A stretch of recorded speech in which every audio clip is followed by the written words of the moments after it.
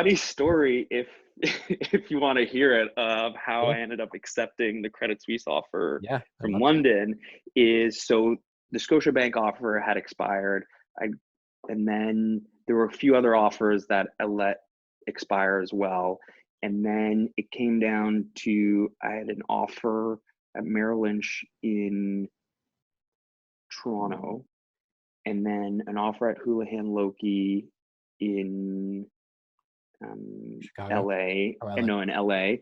and then Morgan Stanley were kind of telling me, you're going to get an offer from, I, I think I'm getting all those right. I may have the banks or the locations slightly wrong. And then Credit Suisse was the one kind of outstanding. And the way this school was set up is by a certain date, all the offers had to be in and accepted, and it was that date. And I'd been kind of stringing along the various other offers that I have, holding out for this Credit Suisse offer in London that Because you kept really telling me you it was really wanted to coming. go to London. Yeah, you really And wanted. that's the one I wanted. And now I remember I'm at school, it's 4 or 5 o'clock.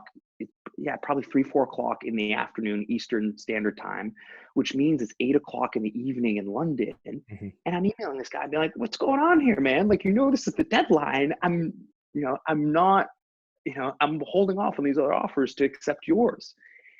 And I remember, and then I remember I was on the phone about to accept the Merrill Lynch offer, and all of a sudden, and we're like literally on the phone exchanging pleasantries, and I get call waiting, and I see it's a foreign number, and I say, "Listen, hold on, I'll be right back."